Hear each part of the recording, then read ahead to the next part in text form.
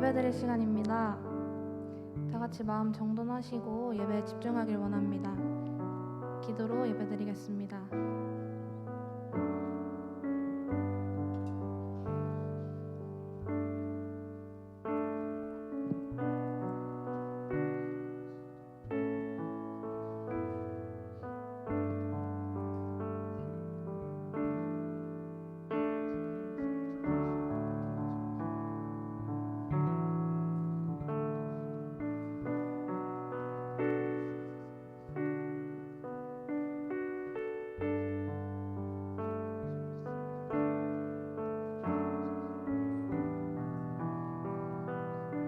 사랑의 주, 사랑의 주,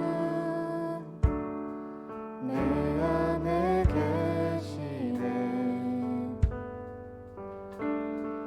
다함이 없는 주의 크신 사랑,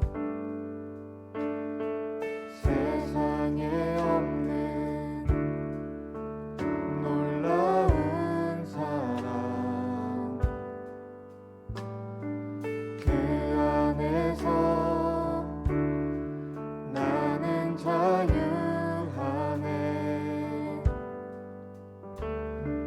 날 살리신 주는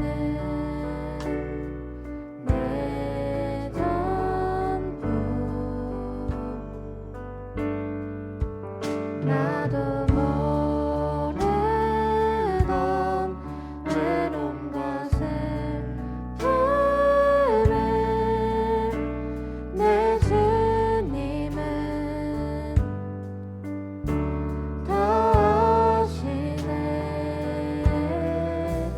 이제 일어나 주를 보내 사랑한다 말하시네. 사랑의 주, 사랑의 주, 내 안에 계시네. 다함이 없는 주의 크신 사랑, 세상에 없는 놀라운 사랑, 그 안에서 나는 자유하네. 날 살리신 주는 내 전부. 나도 모르던 외로움과 슬픔을 내 주님은 다 아시네. 이제 일어나 주를 보내 사랑한다 말하시네. 나도 모르던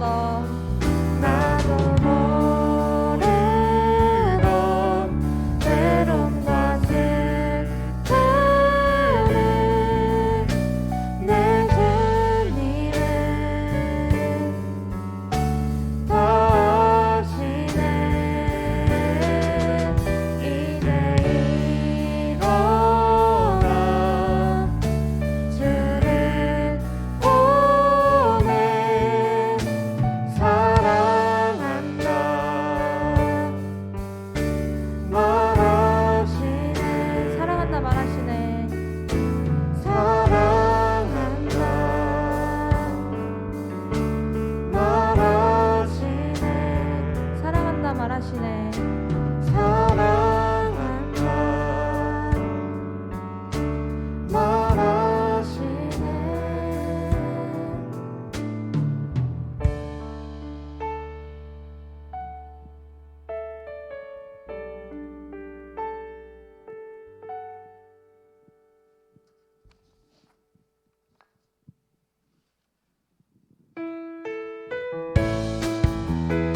박수치며 찬양하겠습니다.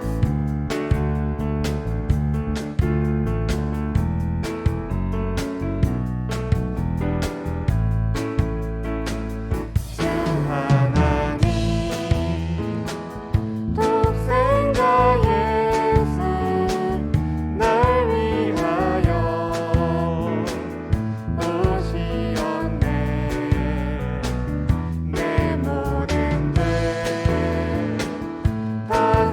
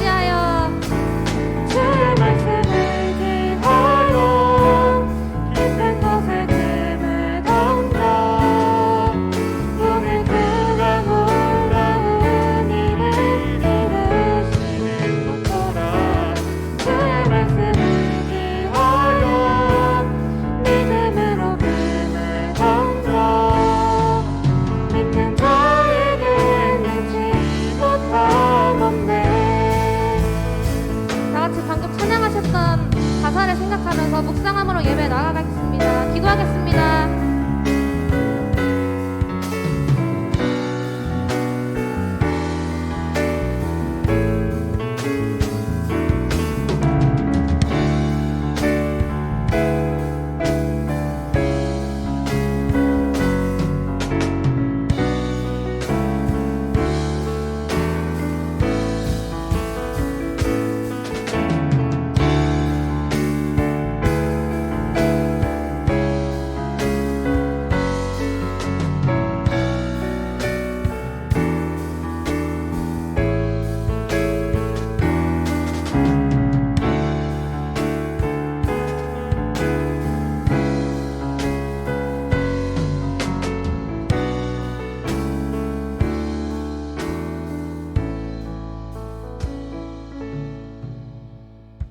다 같이 사도신경 하겠습니다. 전능하사 천지를 만드신 하느님 아버지를 내가 믿사오며 그 외아들 우리 주 예수 그리스도를 믿사오니 이는 성령으로 잉태하사 동정녀 마리아에게 나시고 본디오 빌라도에게 고난을 받으사 십자가에 못 박혀 죽으시고 장사한 지 사흘 만에 죽은 자 가운데서 다시 살아나시며 하늘에 오르사 전능하신 하나님 우편에 앉아 계시다가 저리로서 산자와 죽은 자를 심판하러 오시리라. 성령을 믿사오며 거룩한 공회와 성도가 서로 교통하는 것과 죄를 사하여 주시는 것과 몸이 다시 사는 것과 영원히 사는 것을 믿사옵나이다. 아멘. 제가 기도하겠습니다. 하나님 아버지, 이번 한 주도 지켜주시고 보호해 주심 감사합니다. 하루하루 힘든 일이 있는 이 상황 속에서도 각자 주어진 자리에서 예배드릴 수 있게 하심 감사합니다. 이번 한 주를 살면서 지은 죄들이 너무나 많음을 고백합니다. 용서해 주시고 같은 죄 짓지 않도록 저희 마음을 다스려 주세요. 누구보다 저희를 잘 아시는 주님, 항상 마음속에 예배와 찬양을 잃지 않게 해주시고 각자 주어진 상황과 삶 속에서 기도를 이겨낼 수 있도록 해주세요. 장기간 코로나로 인해 예배를 멀리한 지체들도 돌봐주셔서 세상에 빠지지 않고 다시 돌아올 수 있도록 마음을 다스려 주시고 항상 서로를 위해 기도하는 저희 청년부가 될 수 있도록 해주세요. 이제 말씀을 들을 시간입니다. 말씀 전해주실 목사님께도 함께 해주셔서 주님 원하시는 말씀 잘 전하게 해주시고 그 말씀으로 이번 한 주도 묵상하며 이겨낼 수 있도록 해주세요. 예수님의 이름으로 기도드렸습니다. 아멘.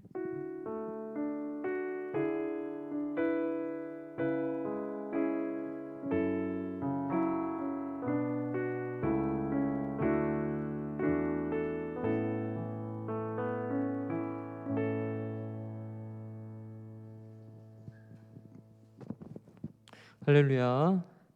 오늘도 이렇게 주님을 찬양하며 또 예배하기 위해 자리 가운데 모인 우리 청년들을 주님의 이름으로 축복합니다.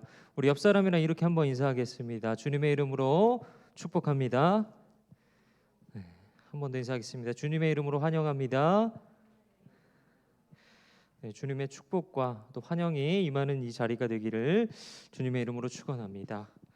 다 같이 오늘 본문 말씀을 함께 나누도록 하겠습니다. 오늘 함께 나누실 하나님의 말씀은요, 로마서 12장 2절 말씀입니다. 로마서 12장 2절의 말씀, 신약성경 257페이지에 있습니다. 로마서 12장 2절의 말씀, 우리 찾으셨으면 우리 한 목소리로 읽도록 하겠습니다. 시작. 너희는 이 세대를 본받지 말고 오직 마음을 새롭게 함으로 변화를 받아 하나님의 선하시고 기뻐하시고 온전하신 뜻이 무엇인지 분별하도록 하라. 아멘. 이 시간에는 하나님의 뜻을 분별하라 라는 제목으로 말씀을 함께 나누고자 합니다. 청년의 때에 이제 내가 걸어가고 있는 그 길이 하나님의 뜻인지 점검하고 또 고민하는 것은 너무나 귀한 일입니다. 그렇기 때문에 우리는 하나님의 뜻을 이해하기에 앞서서 하나님에 대한 오해가 없어야 합니다. 예를 들자면 어떤 사람들은 하나님께서 이 세계를 창조하신 후에 아예 관심을 꺼버린 것으로 생각합니다. 마치 창조만 해놓고서는 뒤도 안 돌아보는, 그리고 영영 돌아오지 않을 그런 분으로 생각하는 사람들이 있습니다. 즉 이 세계를 창조한 그 존재 자체는 인정하지만 이 세계와는 별개로 하나님을 인간과 접촉하지 않는 존재로 여긴다는 것입니다.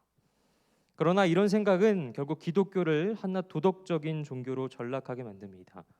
그래서 이런 세계관을 가지고 사는 것을 우리는 신학적 용어로 이신론이라고 말을 합니다. 하나님과 우리 인간의 삶을 철저하게 분리시킨 생각으로서 18세기부터 시작된 그런 인본주의적인 사고에 기인한 것입니다. 하나님을 온 세계를 창조한 신으로서는 인정을 하지만 우리의 삶에는 전혀 영향력을 발휘할 수 없는 그런 존재라고 믿는 것입니다. 그러나 이 사람들이 오해하고 있는 것은 성경 속에 나타나는 하나님은 언제나 하나님의 백성들을 인도하시고 또 그 과정 속에서 반드시 하나님의 뜻이 무엇인지를 분명하게 말씀하시고 드러내고 또 보여주셨다는 사실입니다. 실제로 하나님께서는 구약의 많은 선지자들을 통해서 말씀하셨고 또 예수 그리스도를 이 땅 가운데 보내셔서 우리를 향한 하나님의 그 사랑의 뜻을 우리에게 보여주셨습니다. 그리고 지금은 성령님을 보내주셔서 우리와 언제나 영원히 함께 하시며 그리고 하나님의 뜻으로 인도하고 계십니다. 그렇기 때문에 오늘 본문에서는 우리에게 이렇게 말씀하고 있는 것입니다. 다 함께 오늘 본문 말씀을 우리 다시 읽도록 하겠습니다. 너희는 이 세대를 본받지 말고 오직 마음을 새롭게 함으로 변화를 받아 하나님의 선하시고 기뻐하시고 온전하신 뜻이 무엇인지 분별하도록 하라. 본문은 우리 그리스도인들이 하나님께 합당한 삶을 살고자 한다면 이 세대를 본받지 말고 오직 우리의 마음을 새롭게 함으로 변화를 받아야 한다고 말씀하고 있습니다.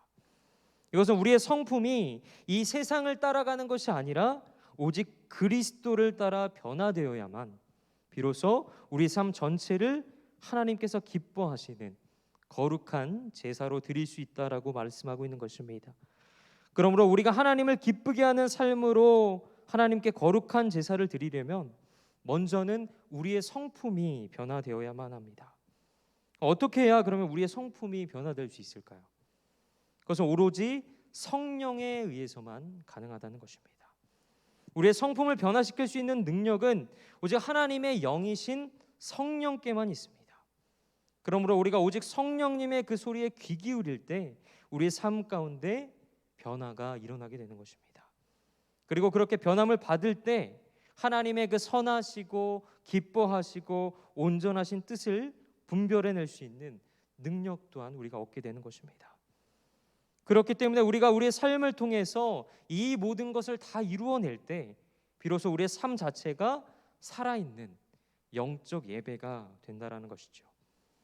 그러므로 우리가 이 모든 것을 이루어내기 위해서는 궁극적으로 하나님의 선하시고 기뻐하시고 온전하신 그 뜻이 무엇인지를 잘 분별해야 한다는 것입니다.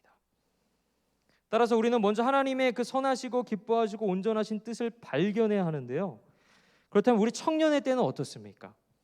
우리는 일상적인 삶 속에서 올바른 방향을 찾고 싶을 때나 아니면 또는 대학이나 전공을 선택할 때, 때로는 진로를 결정할 때, 때로는 결혼을 앞두고서 하나님께서 예비하신 그 뜻이 무엇인지를 발견하고 싶어 합니다. 그래서 어떻게 합니까?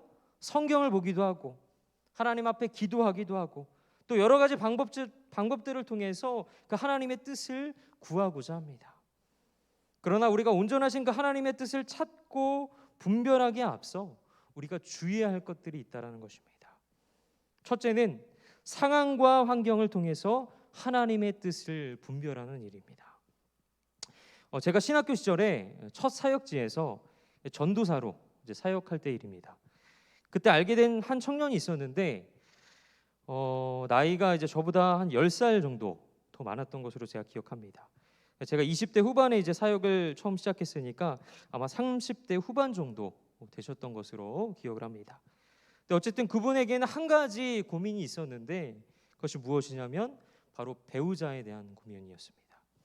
나이는 점점 차고 근데 결혼 시기가 늦어지다 보니까 집안에서의 그 결혼 독촉이 심해졌다는 것입니다. 그래서 적잖게 그렇게 스트레스를 받아 힘들어하셨는데 어느 날인가 이제 그분이 저를 부르시더니 이렇게 말씀을 하셨습니다. 전도사님, 제가 요즘 배우자 때문에 작정 기도를 하고 있는데 하나님께서 모 자매에 대한 마음을 계속해서 주시네요. 아무래도 그 자매와 결혼해야 할 것 같아요. 그러니까 결혼을 위해서 배우자 기도를 하나 보니까 어떤 자매가 자신의 그 마음에 들어왔다는 거예요.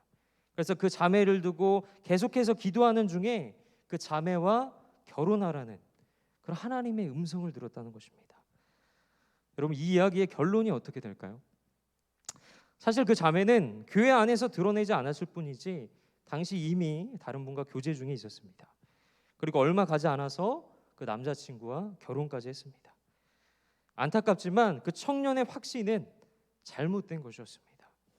그분은 응답받았다고 표현하셨지만 사실 그 마음은 지극히 자기 중심적인 생각이었습니다.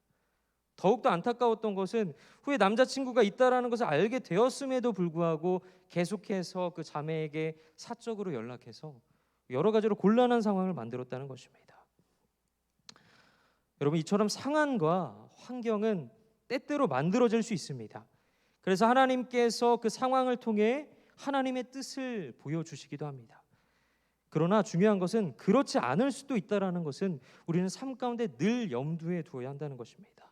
왜냐하면 상황과 그리고 환경이라는 것은 얼마든지 내 주관적으로 해석할 수 있기 때문입니다.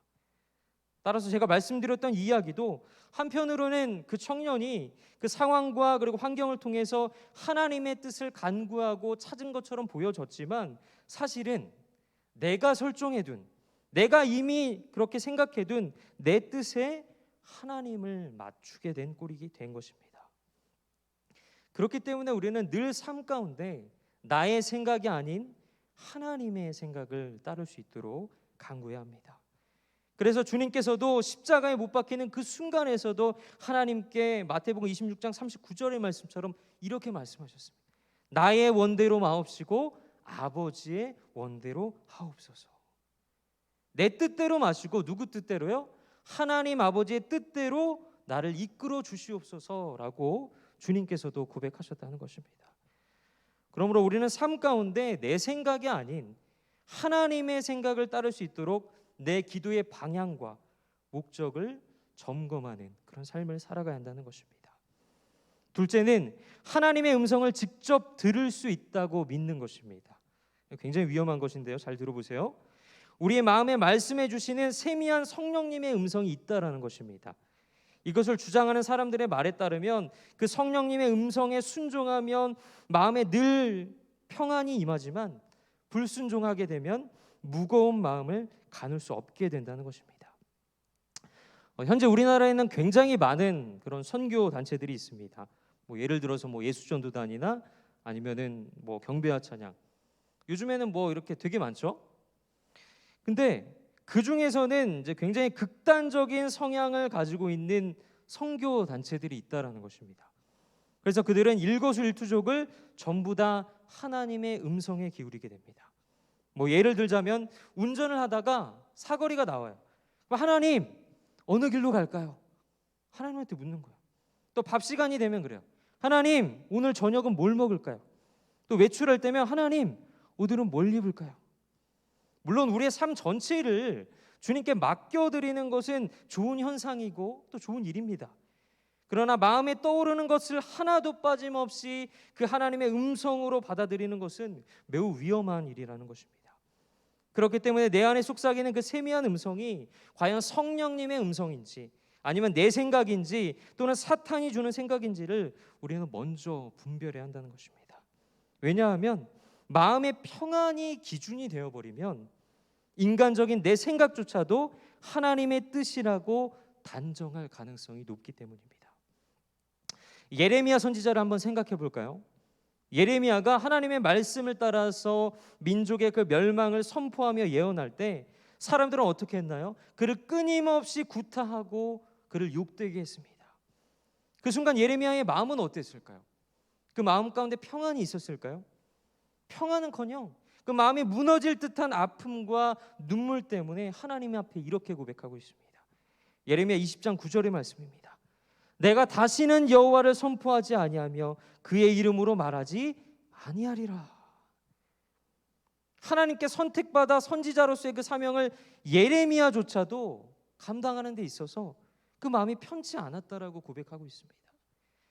그러나 하나님께서 그 뜻을 이루어가는데 중요한 것은 마음의 평안뿐만 아니라 우리의 아픔과 눈물도 동행한다는 사실을 우리는 기억해야 합니다. 그렇기 때문에 절대로 마음의 평안만으로는 하나님의 뜻을 구분하는 기준이 될 수 없다는 것입니다. 제가 신학교 4학년 때 있었던 일을 들려드리려고 합니다. 당시에 저는 이제 로마서 강의를 이제 같이 수강하던 한 후배가 있었는데요. 하루는 이제 기말고사 기간에 이제 논술 시험을 치르게 되었는데 시험을 시작한 지 3분도 채 안 돼서 그 후배가 갑자기 시험지를 들고 나가는 거예요. 저는 속된 말로 미쳤나? 그런 생각을 했는데 시험이 끝나고 나서 너 왜 그래? 어떻게 하려고 그러냐? 그래서 제가 물었더니 후배는 이제 당당하게 이렇게 얘기를 하는 거야. 자기는 준비한 내용도 다 썼고 걱정 안 해도 된다고. 오히려 기도하면서 준비했기 때문에 하나님께서 패스시켜 주실 거란 걸 확신도 있고 지금 제 마음은 너무나도 평안해요. 이렇게 말을 하는 거예요, 저한테. 시험 결과가 어떻게 되었을까요? 후배는 당당하게 F학점을 맞고 다음에 재수강을 하게 되었습니다. 말로는 그 마음에 평안이 임했다고 했지만 결국 어떻게 한 거예요? 그 시험을 포기한 것이었습니다. 아무리 머리가 좋다고 해도 그래도 논술 시험인데 3분 만에 치른 실험으로 어떻게 그 과목을 패스할 수 있을까요?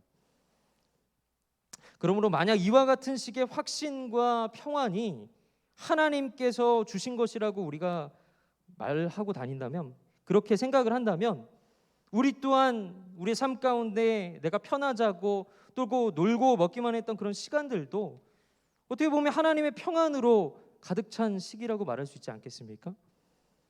물론 하나님의 음성을 듣고자 하는 그 마음은 너무나도 귀한 것이지만, 하지만 매 순간 아주 작은 것 하나조차 하나님의 음성을 직접 들으려고 하는 것은 오히려 믿음이 없는 행위일 수도 있다라는 사실을 우리는 기억해야 할 것입니다. 마치 성인이 된 대학생이 예를 들어서 부모님께 몇 시에 일어나고 또 몇 시에 밥 먹고 또 옷은 어떻게 입고 또 화장은 어떻게 하고 아주 이렇게 사소한 것 하나하나를 부모님에게 허락을 받고 움직인다고 한번 생각을 해보시기 바랍니다. 과연 그 사람이 건강한 그런 자아상을 가졌다고 말할 수 있을까요? 그러므로 하나님의 뜻은 우리가 하나님의 거함으로 인해 자연스럽게 우리의 삶을 통해 성취되며 이루어져 가는 것이지, 내가 직접 그 하나님의 음성을 들을 수 있다고 믿는 것은 큰 오류를 범할 수도 있다는 사실을 우리는 반드시 기억해야 합니다. 그렇기 때문에 주님께서는 우리를 향해 내 안에 거해야 한다라고 이렇게 말씀하고 있습니다. 요한복음 15장 5절의 말씀을 우리 함께 읽겠습니다. 나는 포도나무요 너희는 가지라. 그가 내 안에 내가 그 안에 거하면 사람이 열매를 많이 맺나니 나를 떠나서는 너희가 아무것도 할 수 없음이라. 아멘. 우리가 주님 안에 거함으로 인해 자연스럽게 하나님의 그 일과 열매들이 맺어지고 성취되는 것이지, 나 스스로 직접 하나님의 일을 깨닫고 음성을 듣고 응답받았다라고 말하는 것은 위험한 고백이라는 사실을 우리는 다시 한번 기억해야 할 것입니다. 제가 이 두 가지 이제 주의해야 할 사항들을 말씀을 드렸는데, 지금까지 제가 말씀드린 이 방법에 공통적인 그런 특징이 있습니다. 무엇이냐면 바로 개인적이고 주관적인 그런 상황 판단을 필요로 한다는 것입니다. 물론 하나님께서는 아주 다양한 방법으로 우리의 삶 가운데 역사하십니다. 그렇기 때문에 하나님의 뜻을 구하는 데 있어서 개인적이고 또 주관적인 상황의 그런 판단의 그런 비중을 우리는 무시할 수는 없습니다. 그러나 객관적인 근거가 없는 것은 분명히 잘못된 결과를 초래할 수 있다는 사실을 우리는 기억해야 한다는 것입니다. 자, 그렇다면 우리를 창조하시고 또 우리와 함께 교제하기를 원하시는 하나님은 우리에게 어떻게 말씀하고 계실까요? 객관적이면서 또 누구나 보편적으로 적용할 수 있는 방법은 무엇입니까? 바로 하나님의 말씀, 그 성경입니다. 그렇다면 이런 질문이 가능할 것 같습니다. 어떻게 성경을 통해 하나님의 뜻을 알아갈 수 있을까요? 어떻게 읽어야 하고 또 어떻게 공부해야 할까요? 그러나 많은 사람들이 실수하는 것 중에 하나가 성경 말씀을 자기 방식과 자기 생각대로 적용한다는 것입니다. 간혹 우리가 성경을 볼 때 우연찮게 이 성경이 있잖아요. 근데 이런 경험도 아마 한 번쯤 있을 거예요. 성경을 딱 놓고 딱 펼쳤는데 이제 내 상황과 비슷하거나 그런 동일한 내용의 말씀을 발견한 경험이 아마 한 번쯤 있을 거예요.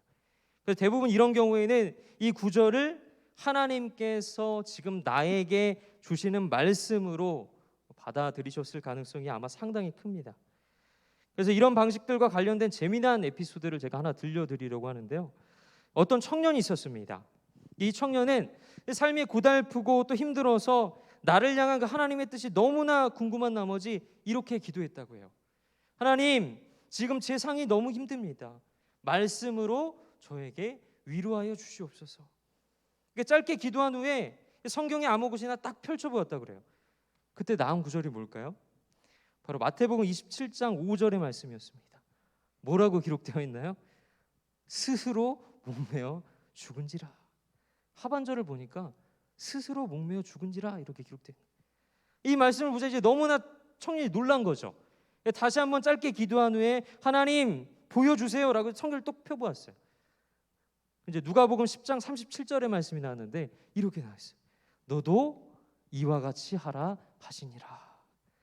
청년이 이제 고개를 이제 절레절레 흔들면서 에이 주님 이건 아니죠. 왜 제게 이러십니까? 이건 아니죠. 다시 이제 성경을 또 펼쳤어요.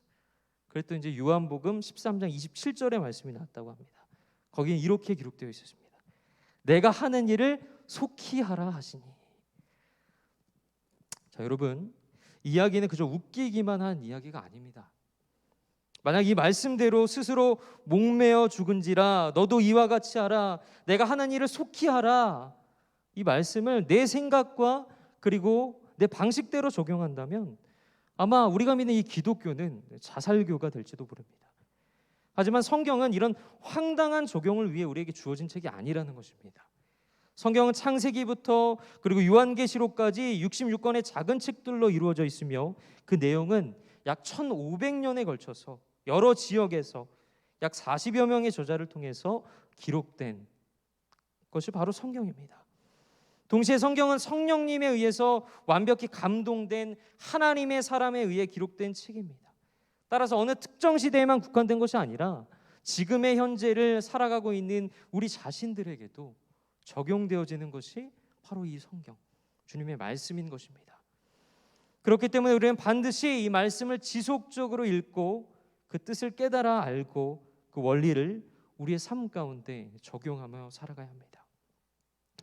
근데 이 성경 말씀을 적용할 때 주의할 점이 있는데 그것은 성경 본문의 배경에 대한 이해입니다. 이 성경은 율법이나 역사, 때로는 시, 때로는 편지, 때로는 계시, 여러 그런 장르로 기록되어 있기 때문에 이 각각에 대한 특징을 충분히 우리가 이해해야 말씀을 제대로 이해하고 적용할 수 있고 그 모든 과정 하나하나를 통해서 하나님의 뜻을 알아갈 수 있는 것입니다. 고린도전서를 예로 한번 들어보겠습니다. 고린도전서는 1세기 고린도라는 지역의 그 교회에서 특정한 문제를 안고 있는 그리스도인들의 이야기를 다루고 있습니다. 하나님께서는 어떤 특정한 문제를 안고 있던 이 고린도 교회 성도들을 위해서 사도 바울을 통해 말씀하셨고 그 말씀이 바로 고린도전서인 것입니다. 그렇다면 만일 우리가 그 당시 고린도 교회 성도들이 고민했던 것 같은 그런 문제 직면에 있다고 가정을 한번 한다면 하나님께서 지금 우리에게 어떻게 말씀하실지를 숙고하고 또 고민하면서 삶에 대입해 봐야 한다는 것입니다. 물론 이 과정이 쉽지만은 않겠지만 우리가 성경을 깊이 생각하고 공부하면서 하나님의 뜻을 발견해 나갈 때 우리의 삶 속에 드러나는 그 주님의 뜻을 명확하게 알아갈 수 있는 것입니다. 근데 마찬가지로 이 성경과 더불어서 하나님의 뜻을 이해하는데 큰 도움이 되는 또 한 가지가 있습니다. 먼저 성경 안에서 엿볼 수 있는 하나님의 뜻은 바로 작정적 뜻과 규율적 뜻, 이렇게 두 가지로 나뉠 수가 있습니다. 여기서 작정이라는 말은 하나님이 이 세상에서 구원받을 자를 미리 예정해 놓으셨다는 것이 핵심입니다. 그래서 이 세상에서 택함을 받은 자의 구원을 하나님께서 직접 책임지시고 이끌어 주시는 것을 의미합니다. 이와는 다른 차원으로 이 규율이라는 것은 하나님의 사람들이 이 세상을 어떻게 살아가야 할지를 가르쳐 주시는 그런 하나님의 명령입니다. 그렇기 때문에 성경에 기록된 하나님의 뜻이라는 표현의 대부분은 규율적 뜻을 가리키고 있습니다. 그렇다면 이 두 가지 중에 우리가 생각해야 할 하나님의 뜻은 무엇일까요? 두말할 것도 없이 바로 규율적 뜻입니다.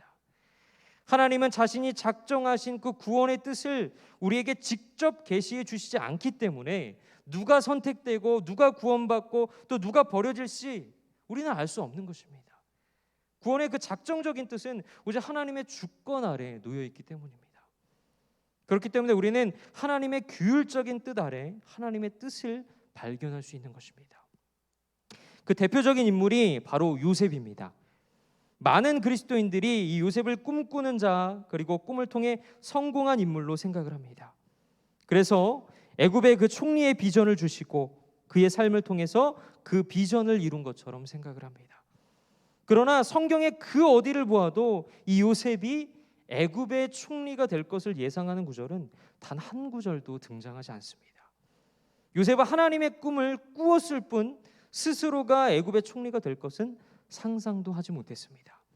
그럼에도 분명한 사실은 이 요셉은 하나님의 사람이라면, 내가 하나님을 믿는 자라면 매 순간순간마다 하나님 앞에서 신실하고 거룩한 삶을 살아야 한다는 것, 그것만은 알고 살아갔습니다. 즉 사람이 아닌 하나님의 시선을 의식하며 사는 것이 하나님의 뜻임을 요셉은 알고 있었던 것입니다.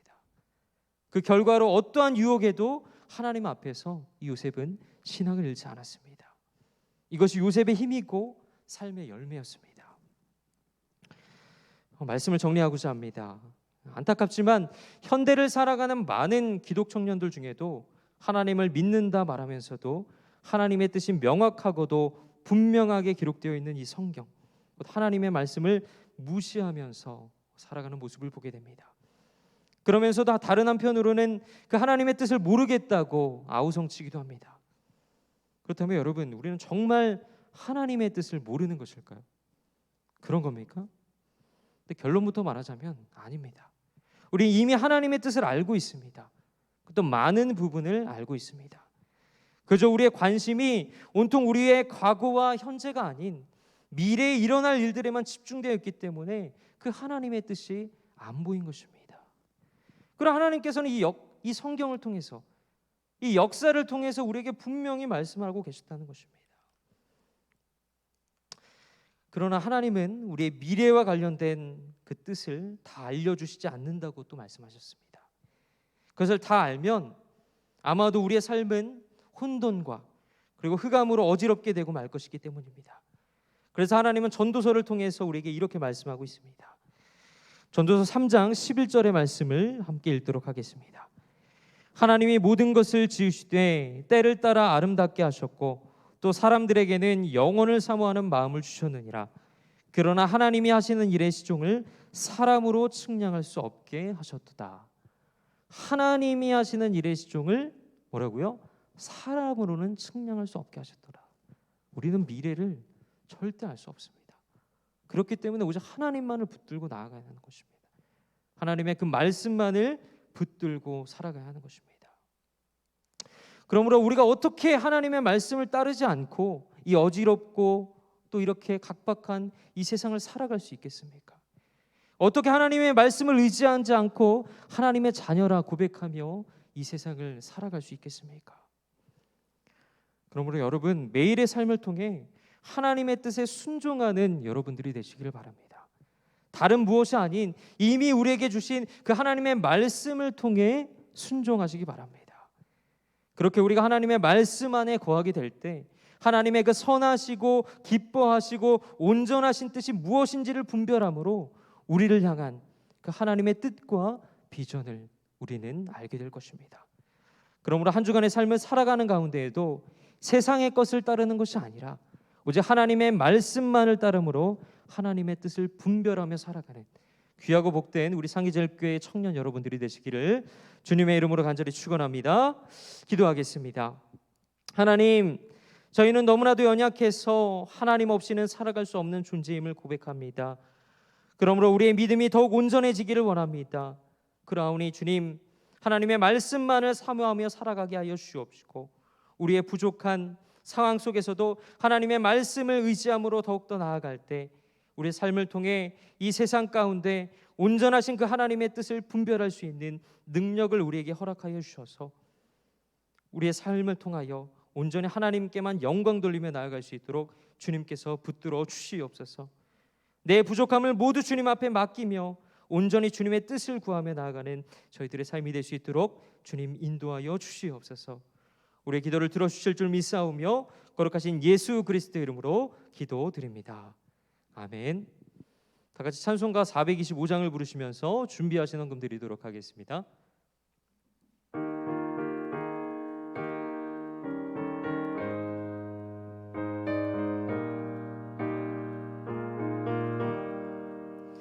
주님의 뜻을 이루소서. 고요한 중에 기다리니 진흙과 같은 날 빚으사 주님의 형상 만드소서.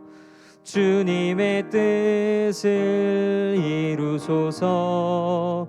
주님 발 앞에 엎드리니 나의 맘속을 살피시사 눈보다 이게 하옵소서. 4절 주님의 뜻을 이루소서. 온전히 나를 주장하사 주님과 함께 동행함을 만민이 알게 하옵소서. 아멘. 기도하겠습니다. 거룩하신 하나님, 이 시간 주님 앞에 나와 귀한 헌금 드렸습니다. 저희들의 정성을 기쁘게 받으시고 저희들로 하여금 범사에 감사하는 믿음을 허락하여 주시옵소서. 또한 이 헌금이 쓰이는 곳곳마다 하나님의 영광만을 드러나게 하시고 살아가는 우리의 삶 가운데 온전히 하나님의 그 말씀만을 의지하며 하나님의 말씀 가운데 거하는 우리 모두가 될 수 있도록 주님 붙들어 주시옵소서. 감사드리며 거룩하신 예수 그리스도 이름으로 기도드립니다. 아멘. 축도로 마치도록 하겠습니다. 이제는 우리 주 예수 그리스도의 은혜와 아버지 하나님의 사랑하심과 성령 하나님의 교통하심이 하나님의 말씀 안에 거함으로 인해 하나님의 선하시고 기뻐하시고 온전하신 뜻을 분별함으로 이 세상 가운데 빛과 소금의 역할을 감당하기를 간절히 소망하는 사랑하는 상기제일교회 모든 청년들 머리 위에 이제로부터 영원토록 함께 하시기를 간절히 축원하옵나이다. 아멘.